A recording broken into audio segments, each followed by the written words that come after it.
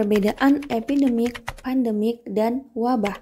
Suatu penyakit dikatakan sebagai epidemik apabila sudah mewabah ke lebih dari satu area dengan tingkat penyebaran yang cepat dan sulit diprediksi serta mulai memengaruhi populasi penduduk di wilayah atau negara tersebut. Jika dilihat dari laman Verywell, kata epidemik berarti adanya peningkatan jumlah penyakit di atas normal yang diharapkan. Misalnya, saat baru tersebar di Tiongkok dan negara-negara di sekitarnya seperti Hong Kong dan Taiwan, maka penyakit ini masih disebut sebagai epidemik. WHO mendefinisikan istilah pandemik sebagai wabah patogen baru yang menyebar dengan mudah dari orang ke orang di seluruh dunia. Pandemik adalah ketika ia menyebar di beberapa negara atau benua dan biasanya memengaruhi orang dalam jumlah besar. Wabah penyakit yang masuk dalam kategori pandemi adalah penyakit yang menular dan memiliki garis infeksi yang berkelanjutan. Wabah terjadi ketika suatu penyakit mulai menyebar dan menulari penduduk dengan jumlah lebih banyak daripada biasanya di dalam suatu area atau komunitas tertentu dalam jangka waktu lama, mulai dari hitungan hari hingga tahun. Tidak hanya di satu wilayah, tetapi bisa meluas ke berbagai wilayah.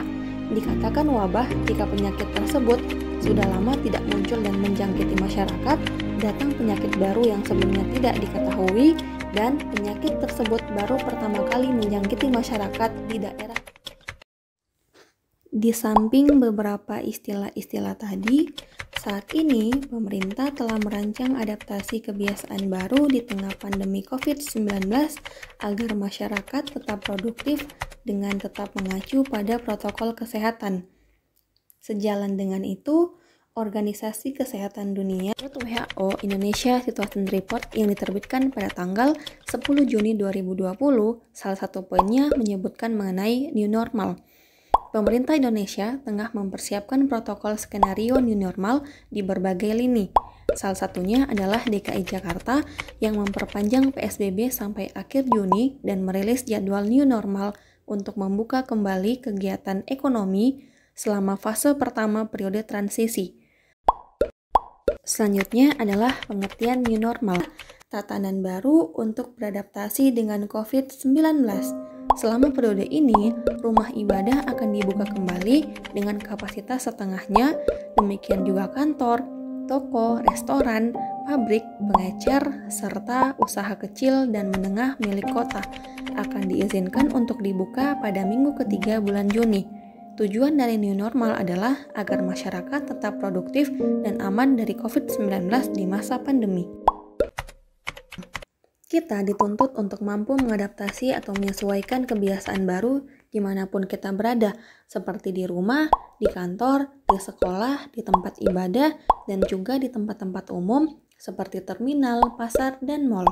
Diharapkan dengan seringnya menerapkan kebiasaan baru dimanapun, semakin mudah dan cepat menjadi norma individu dan norma masyarakat.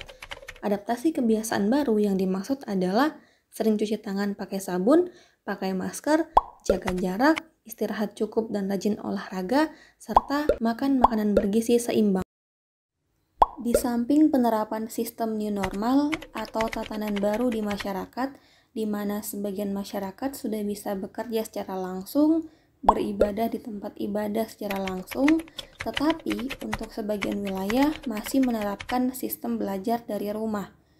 Oleh karena itu, orang tua dituntut harus mampu membimbing anak dalam belajar di rumah sebagaimana gurunya di sekolah.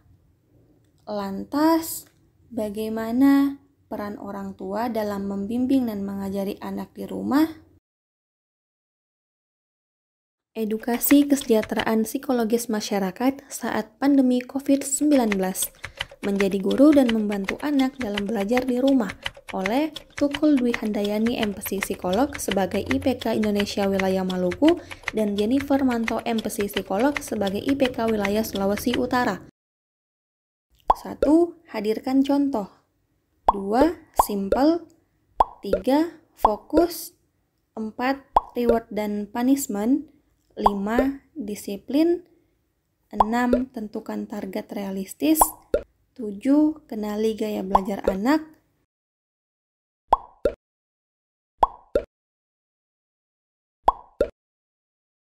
8. Gunakan alat peraga. 9. Bersabar. Di rumah saja sebenarnya bisa memberikan manfaat oleh Anna Surti Arini SPSI MSc Psikologi. Yang pertama, cuci tangan dan bersihkan peralatan serta tempat beraktivitas. Yang kedua, bisa mencoba hal yang tidak pernah atau sudah lama tidak dilakukan. Dan yang ketiga, meningkatkan support system dalam keluarga.